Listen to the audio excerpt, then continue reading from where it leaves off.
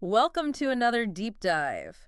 Today we're going inside an aircraft. Ooh, interesting. Not to fly it, though, Okay. to understand the network of fluid lines that keep it functioning.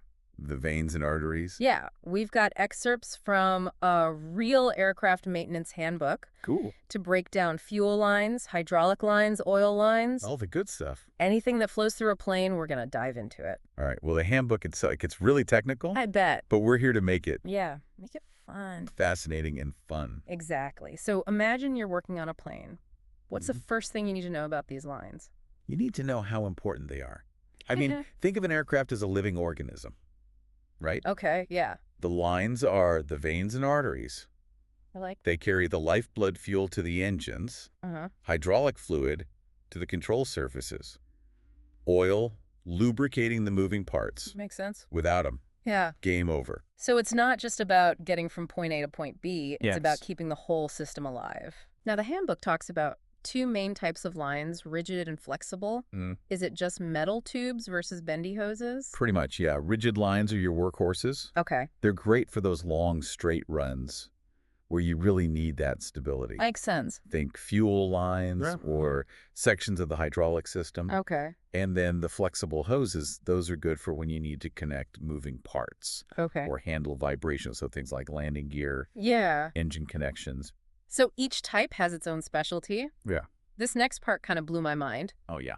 The handbook really emphasizes that all tubing is pressure tested to withstand multiple times the normal operating pressure. Safety first. What a safety margin. It makes sense, though. You think about what happens if something fails mid-flight. Oh, totally. Yeah. But here's the thing. What? The handbook says that when a tube does fail, it's usually not because of the pressure itself. Really? It's external factors, vibration, improper installation, Oh, wow. even damage from something hitting it. So even the toughest materials can be compromised if they're not treated properly. You got it. Respect the lines. Exactly. That brings us to the materials themselves.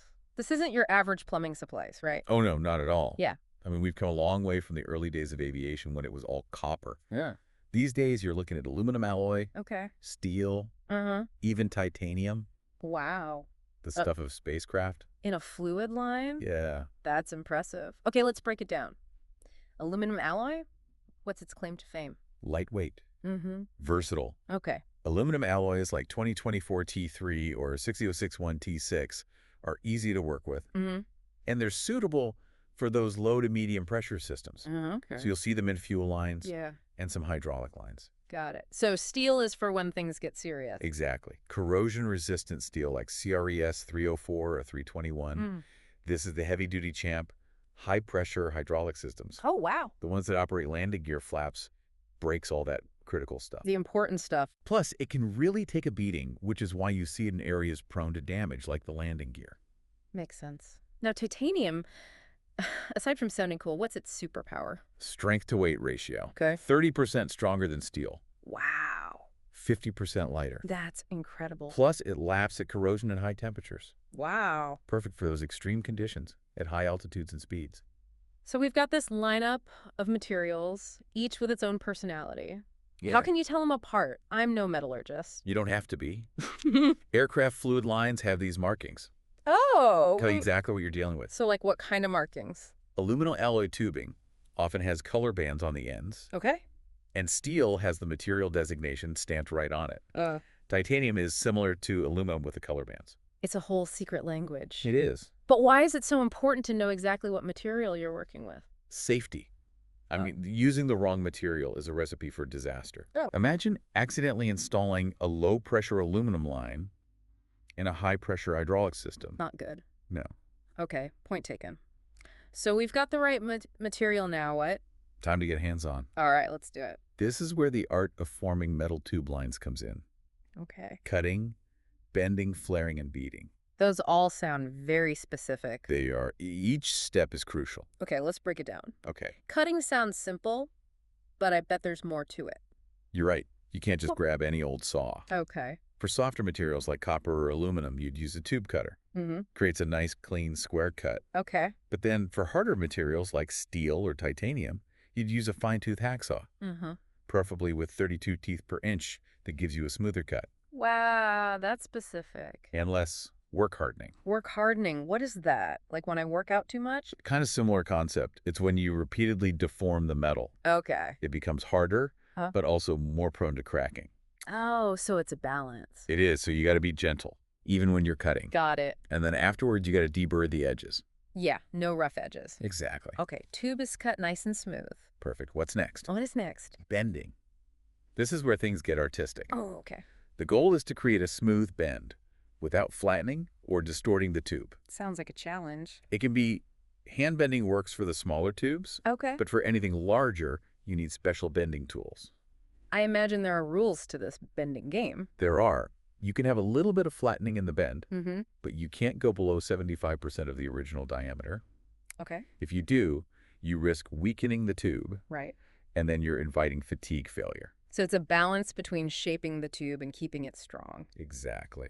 Now, the handbook does mention some alternative bending methods, something about sand and a fusible alloy. Oh yeah, those come in handy when you have tricky situations like tight bends Okay. or hard-to-work materials. You're basically using a filler material to support the inside of the tube while you're bending it. Oh, that's interesting. Sand is a classic choice, Okay.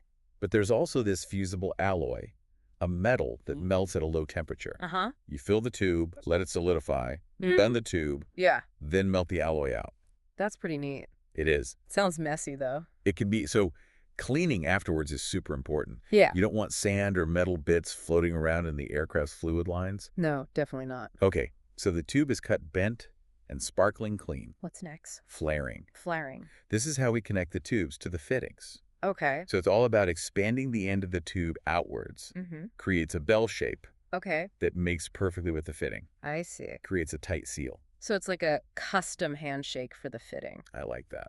Now, the handbook stresses using the right flaring tool, the one that creates a 35 to 37 degree flare angle. Right. Why is that angle so important?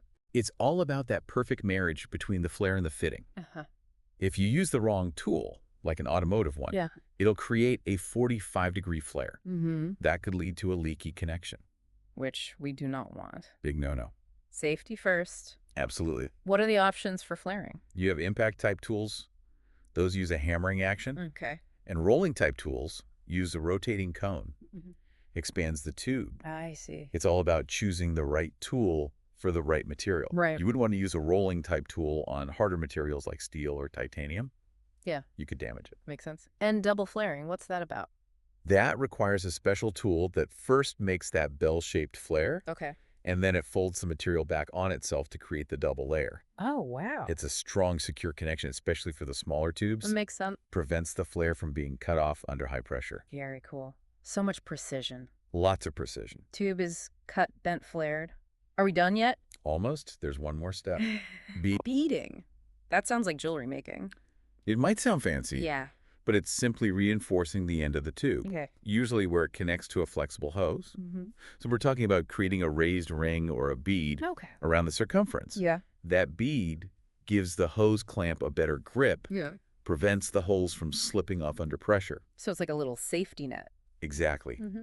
And again, the right beading tool is crucial. I bet. You've got hand beading tools for the smaller tubes Uh-huh. and beading machines for the larger ones. Okay. Using the wrong tool can weaken the tube, Right. lead to problems down the line. It's amazing to me how each of these steps requires such specific tools and techniques. It's a testament to the skill of those aircraft mechanics. Yeah. They're the unsung heroes meticulously shaping these metal tubes Yeah. into these vital components. So we've got these beautifully formed tubes. We do. How do they actually connect to everything else? That's where the fittings come in. Ah, the connector. Yeah, they link everything together, Mm-hmm. make sure the fluids flow nice and securely. Glancing at the handbook, it seems like there are a ton of different fittings. There are, Flareless, flared, bulkhead, swaged, cryo fit. It's a whole new language. it can seem daunting, but each fitting is designed for a specific application Okay. and pressure requirement. So let's start decoding this language. What are flareless fittings? So with flareless fittings, you skip the flaring altogether. Oh, okay. They use a special sleeve, Uh-huh. compresses onto the tube when you tighten it, Mm-hmm. creates a seal. So they're the no fuss option? You could say that. Okay. They're often favored for high-pressure systems Got it. where you need a strong connection Yeah. that can handle vibrations and pressure fluctuations. The handbook mentions that they were designed specifically for high-pressure hydraulic systems. That's right. Why is that? The sleeve actually cuts into the tube, Really? creates a grip Wow. that prevents leaks even under high pressure. So it's like it becomes part of the tube. It does. Very cool. And when you're installing a new flareless assembly, there's a crucial step called presetting. Presetting. Yeah, you basically tighten the nut on the fitting until the sleeve grips the tube. Uh-huh. Then you loosen it Okay. and check the alignment. So it's like a test run. Exactly. Very cool. What about flared fittings? Where are they used? They're more versatile. Okay. You'll see them in everything from the low-pressure fuel lines to medium-pressure hydraulic systems. Okay. Plus, they're easier to disconnect and reassemble if you need to do any maintenance. So they're easier to work with. Yeah. The handbook mentions a specific type of flared fitting, AN fittings. What are those all about? These are like the VIPs of flared fittings. Oh. Widely used, known for their reliability, Mm-hmm. and they're easy to identify. How so? They have their own color coding system, black for steel Oh, wow. and blue for aluminum. That's pretty handy. The handbook gives a chart with all the AN fitting codes, sizes, even torque values. Yeah. That's really helpful. It is. Torque values are crucial. What do they tell you? They tell you how tight to tighten the fitting. Okay. Too loose, you get a leak. Too tight, you damage the fitting or the tube. So it's all about finding the right balance. It's about finding that Goldilocks zone. Got it. Okay, we've got flareless flared. Yeah. What about bulkhead fittings? Don't let the name intimidate you. Okay. They're simply designed for when a fluid line has to pass through a wall or a partition, Okay. which is called a bulkhead in aircraft lingo. Got it. They have a longer section that extends through, Okay. prevents leaks, Mm-hmm. and ensures a secure attachment. So they're like the specialized border patrol for fluid lines. I like that. Now, the handbook mentions swaged fittings and cryofit fittings. What are those all about? These are examples of engineering ingenuity at its finest. Okay, let's hear it. Swaged fittings are also known as permaswage fittings. Mm-hmm. Create a permanent, virtually maintenance-free connection. Yeah. You install them with a special hydraulic tool that crimps the fitting onto the tube. So it's a one-way ticket. Exactly. Free, no turning back. Nope, they're perfect for areas where you don't need to disconnect them regularly, Like where? like deep within the aircraft structure. Okay. They're incredibly strong Uh-huh. and often used with titanium and corrosion-resistant steel tubing. And cryofit fittings, what about those? These are cool, literally. How so? They use a shape memory alloy. Shape memory alloy. Yeah, it's pretty cool. Okay. When you cool it down, it expands. Okay. You slide the fitting onto the tube, Uh-huh. and as it warms up to room temperature, it contracts, Oh, wow. grips the tube with incredible force. So it's like high-tech shrink wrap. That's a great way to put it. And are those permanent as well? Yeah, usually permanent. Okay. Often used in areas that need to withstand extreme temperatures and pressures. So we've got this whole spectrum of fittings, each with its own purpose and personality. Yeah. But no matter how fancy the fitting, I imagine installation is still key. Proper installation is everything. Right, break it down for me. You need to align everything correctly. Mm-hmm. No forcing tubes into place Right. that could create stress points Yeah. and lead to leaks or even failures. So it's a delicate process. It is, and then there's torque. Right. We talked about it with fittings, just Mhm. as important here. Okay. Using a torque wrench ensures the fitting is tightened to the exact specification. So not too tight, not too loose. Exactly, just right. It seems like precision and attention to detail are paramount here. Absolutely. Even seemingly minor details can have major consequences. Oh, really? Like what? For example, the handbook cautions against applying any compound to the faces of a flared fitting. Why is that? You'd think a little lubrication would help, Yeah. but it can interfere with the metal-to-metal contact. Oh. That's so essential for that tight seal. So no shortcuts Nope. when it comes to installing these lines. Exactly. And once they are installed, the work isn't over, right? Nope. Regular inspection is crucial. What are you looking for during those inspections? Scratches, dents, cracks, chafing, corrosion. Okay. Any sign of wear and tear could be a red flag. Like a checkup for the lines. Exactly. Now, even minor damage can weaken a fluid line, right? I can. Make it more likely to fail. Yeah, for instance, a scratch in aluminum tubing deeper than 10% of the wall thickness. 10%? That doesn't seem like much. It might not seem like a lot, but under constant pressure and vibration, Yeah. even a small scratch can become a big stress point. So it's all about being proactive, It is. spotting those little issues Yeah. before they become big ones. Exactly. Now, what about dents? Dents can also be trouble, Yeah. especially if they're in a high-stress area like a bend. Okay. The handbook actually describes this really interesting technique for removing dents. Oh, really? They use a bullet? Like a gun.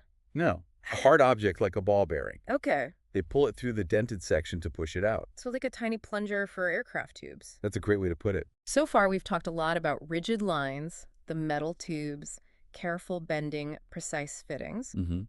What about the flexible hoses? Are those a whole different ballgame? They are. Well, let's dive into that world. What makes them so special? They're kind of like the shock absorbers of the fluid line world. Okay. They provide those connections between moving parts, absorb vibrations, make sure everything's flowing smoothly. It sounds like they're the unsung heroes, Yeah, they are. quietly keeping things running smoothly. Exactly. Now, just like rigid lines, they come in different materials, right? Each with its own pros and cons. Right. Now, the handbook specifically mentions that pure rubber is a no-go for air-crashed fluid lines. That's right. Why is that? Rubber seems like it would be a good fit. It's flexible. It is flexible, Yeah. but it doesn't really have the stamina for the harsh conditions of an aircraft. Really? Yeah, it breaks down when it's exposed to all the fuels and oils and hydraulic fluids. Oh, I see. Plus, it's not as strong or durable as the synthetic materials used in modern aircraft hoses. So what are these super hoses made of? There's a whole team of synthetic superstars, Buna N, Okay. neoprene, Mm-hmm. butyl EPDM, Okay. even Teflon. Teflon. Okay, for pans. It's the same stuff that makes your pans non-stick. That's amazing. So versatile. It is. So Teflon's like the superhero. It is. Teflon has a wide operating temperature range. Yeah. It resists chemicals and corrosion. Wow. It has incredibly low friction. Okay. It's the ultimate multitasker. What about the other materials? So Buna N, for example, is known for its resistance to petroleum products. Okay. And butyl is really good with phosphate ester-based hydraulic fluids, Like bikes. like Skydrill. Isn't that the stuff that's really tough on materials? It can be. Skydrill is fire resistant, Mm-hmm. but it's also highly corrosive. So you got to be careful. You do. What kind of hoses can you even use with that? You have to use hoses specifically marked as Skydrill compatible. Oh, wow. Okay. So yeah, choosing the right hose material is just as crucial as picking the right material for the rigid lines. Makes sense. You don't want to mix and match. Yeah, you'll end up with a leak. Exactly. And just like rigid lines, flexible hoses come in different pressure ratings. Mm-hmm. You have everything from those with fabric braid reinforcement to the heavy-duty ones with multiple layers of wire braid. So the more braids, the tougher the hose. Pretty much. It's a fashion statement. It is. Yeah. But for function. Absolutely. The handbook actually has a whole chart. Does it really? Outlines the different hose types, their construction, their pressure ratings, and their minimum bend radius. Minimum bend radius. That sounds important. It is just like with the rigid lines. Yeah. Bending a flexible hose too sharply can damage it. Okay. It can restrict the flow of the fluid. Got it. It's all about those smooth curves. No sharp turns. Exactly. Now, the handbook also talks about avoiding twists in the flexible hoses Right. during installation. How does that even happen? It happens if the hose is rotated during installation, Okay. especially if the fittings at each end aren't aligned. I see. Imagine trying to screw in a light bulb that's not threaded properly. Yeah, you're going to have a bad time. Exactly. Yeah. It's a recipe for frustration and damage. So a twisted hose sounds like it would be under a lot of stress. It can restrict fluid flow, Uh-huh. create stress points, and even lead to a burst hose. Not good. How do you prevent that? Use those swivel connections. Oh, right. Having them at one or both ends allows it to rotate freely Okay. without getting twisted. Got it. So you have smooth, unrestricted fluid flow. The peacekeepers of the fluid line world. I like that. Now, what about supporting these flexible lines? Do they just dangle freely? You don't want them dangling. Okay. Just like with rigid lines, you got to support the flexible hoses, Huh. prevent sagging. Mm-hmm. That can lead to stress points Right. and premature wear. Okay. The handbook recommends supporting them at least every 24 inches, but closer supports are often better. Especially in high vibration areas, I imagine. You don't want them flopping around. You don't. Now let's talk about the clamps that secure the hose to the fittings. Yes. The clamps. Are there any secrets to getting those just right? The humble hose clamp. Yeah. Deceptively simple, Okay. but absolutely crucial. All right. Lay it on me. So first, you got to make sure you're using the right type of clamp Okay. for the hose and the application. Makes sense. You have worm screw clamps, radio clamps, T-bolt clamps. Oh, wow. Lots of options. And then how tight is too tight? It's about finding that Goldilocks zone again. Yeah. Not too tight, not too loose. Okay. Over-tightening can damage the hose. Right. Under-tightening can cause leaks. So what's the solution? The handbook recommends using a torque wrench Of course. for precision, but you can also use the finger tight plus turns method. What's that? So you tighten the clamp by hand until it's snug, and then use a wrench to tighten it a certain number of turns. So there's a system to it. There is. Even without a torque wrench? Yeah, the handbook provides a chart Does it really? with the recommended number of turns Oh, wow. for different types of clamps and hose materials. So you've got the clamp installed. Is there anything else to keep in mind? You got to keep an eye out for cold flow. Right, the hose settling. Exactly. So even a perfectly tightened clamp can loosen up over time. It can. So it's important to recheck the tightness Okay. periodically, especially in the days following installation. Got it. So ongoing vigilance is key. Absolutely. Before we wrap up this part of our deep dive, Okay. I want to talk about identification markings. Mm-hmm. I imagine it's a real pain trying to trace a line through all those tubes and hoses. It would be. If you don't know what's what. Yeah. So how do you keep track? That's where those markings come in. The colorful ones. Exactly. So what kind of markings are we talking about? The color codes, words, geometric symbols. It's a universal language for technicians. Makes sense. Helps them quickly identify what each line is for and what's in it. Give me an example. Fuel lines often have a red band and the word fuel. Okay. Hydraulic lines might have a blue band and HYD. So it's all about clarity. It is. No room for ambiguity Oh, when it comes to aircraft maintenance. Exactly. And how are those markings applied? Durable tapes, decals, or paint. Okay. Something that could Brilliant. withstand the environment. They gotta be tough. They do. We've covered a lot of ground here. We have. Rigid lines, flexible hoses, fittings, installation techniques, inspection tips. It's a lot. It's clear that there's a lot more to fluid lines than meets the eye. Absolutely. Hopefully you've gained a new appreciation for these systems Yeah. and the care that goes into them. Meticulous care. But before we get too overwhelmed, let's take a moment to process all this new knowledge. We'll be right back to continue our deep dive into the world of aircraft fluid lines. Welcome back to the deep dive. We're continuing our exploration of aircraft fluid lines. Okay. And this time we're talking about damage control. What happens when those carefully crafted lines get a little Banged up. banged up? The good news is minor damage doesn't always mean you have to replace the whole line. Really? Yeah. So like a little scratch or a ding. Exactly. This is not the end of the world. If it's not too deep, Mm-hmm. the handbook says less than 10% of the wall thickness Okay. and not in a high stress area like a bend, Mm-hmm. you can smooth it out Really? with burnishing tools Okay. or even aluminum wool. Aluminum wool. Like for cleaning pots and pans. That's the one. Seems a little low tech. It might seem that way, Sure, aircraft. but it's surprisingly effective. Okay, so minor scratches we can handle. Yeah. But what if the damage is more serious, like a deep gouge or a dent right in a bend? Then usually you'd replace that whole section of tubing. Okay. But sometimes if the damage is small enough, Mm-hmm. you can actually cut out the bad part Right. and insert a new piece of tubing Oh, wow. and connect the ends with fittings called unions. So it's like surgery for the fluid line. Exactly. You're removing the bad part and splicing in a new healthy section. Great analogy. Yeah. And for certain materials, you can even use those swaged fittings Oh, really? for a permanent repair. Which materials are we talking? Aluminum 6061T6, Okay. corrosion-resistant steel 30418H, Uh-huh. and titanium 3AL 2.5V. So those swedged fittings, they're pretty versatile. They are the superheroes of fluid line repair. Yeah, it seems like they come in handy in a lot of situations. They do. They're strong and reliable. Okay, so we've spent a lot of time on the rigid lines, those metal tubes. Yeah. But let's shift gears and talk about flexible hoses. What makes them so unique? Flexible hoses are the shock absorbers of the fluid line world, providing the connections between those moving parts, absorbing vibrations, making sure everything flows smoothly. So they're kind of the unsung heroes. Yeah, they are. Quietly working behind the scenes. Keeping things running smoothly. Now, just like rigid lines, they come in a variety of materials, right? They do, each with its own strengths and weaknesses. And the handbook really emphasizes that pure rubber is a no-go Definitely. for aircraft fluid lines. Yep. Why is that?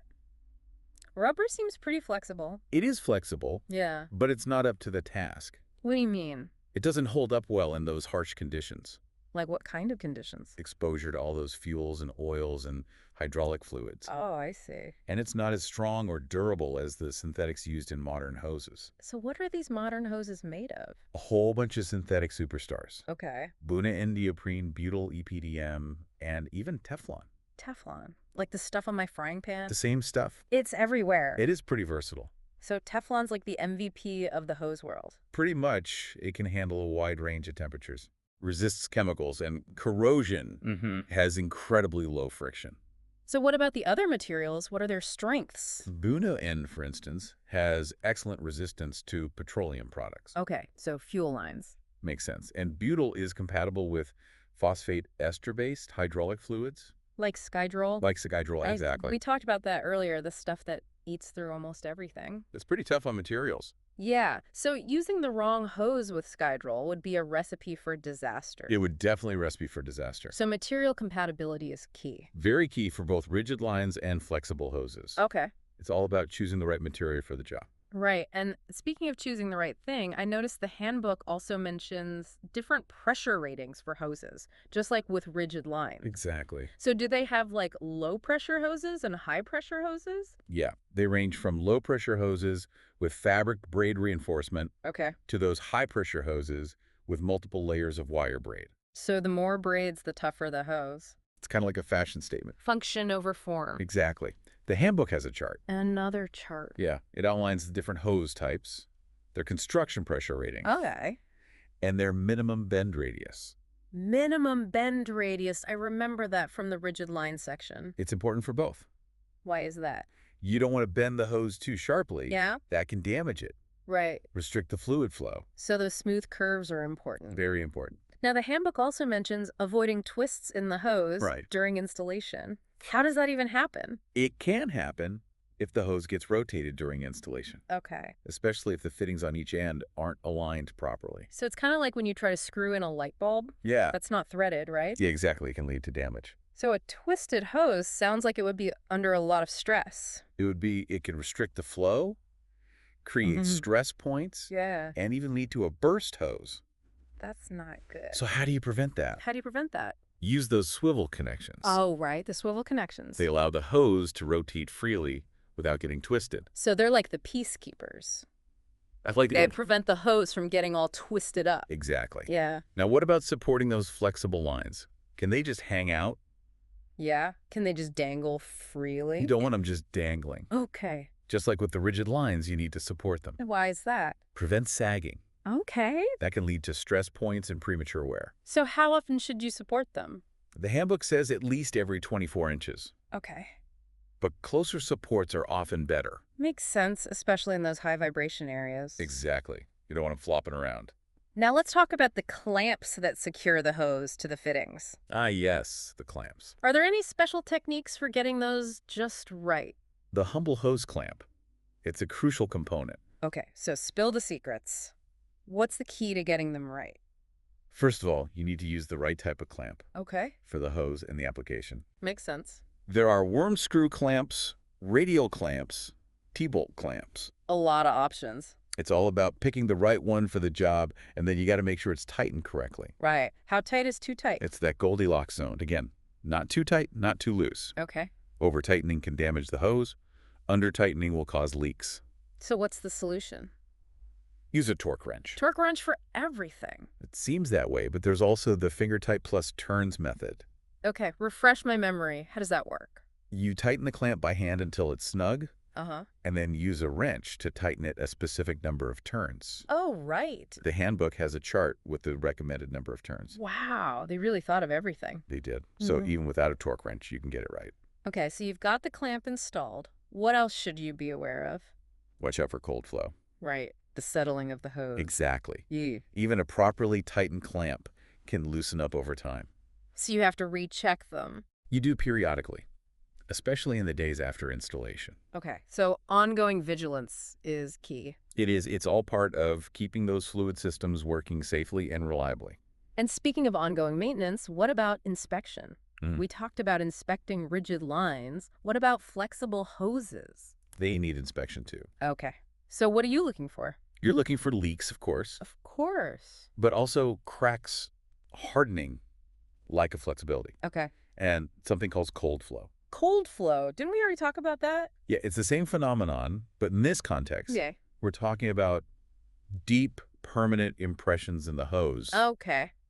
from the pressure of the clamps or supports. I see. It's a sign that the hose material is deteriorating. So it's like the hose is getting squished and losing its shape. That's a good way to put it, and it means you need to replace the hose. Got it. So we've talked about different types of hoses installation inspection. We have. It's clear that flexible hoses require just as much attention to detail as their rigid counterparts. Absolutely. They're both critical parts of the aircraft's fluid systems. Now, before we wrap up our deep dive, I want to revisit identification markings. Okay. We talked about how rigid lines are marked. Right. What about the flexible hoses? They have their own markings, too. Oh, really? In addition to the color codes and words we talked about, flexible hoses often have ley lines and other identification markings. Ley lines? What are those?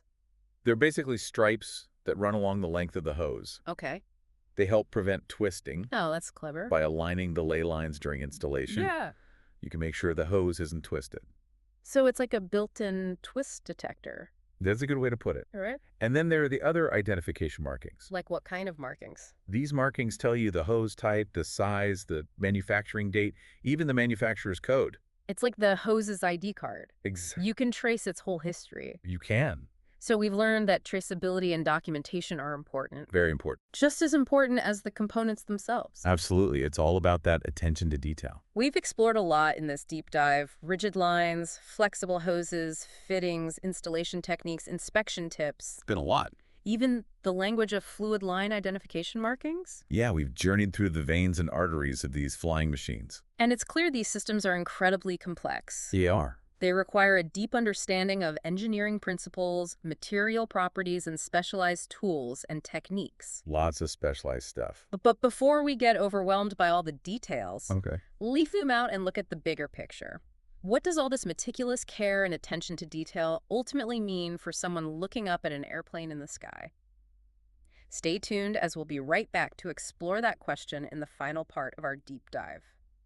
Welcome back to the deep dive. We've spent this episode in the complex world of aircraft fluid lines. It's been a journey. From materials and techniques. Through installation and maintenance. But what does all this mean for you, the listener? Who might be looking up at a plane right now, wondering what keeps it flying? It's a good question. So picture this. Okay. Hidden under the sleek exterior of that plane is a whole network of fluid lines. The veins and arteries? Carrying its lifeblood. The miles of them. Yeah, meticulously crafted tubes and hoses. Each connection bend fitting. All working together to defy gravity. It's pretty incredible. It's amazing.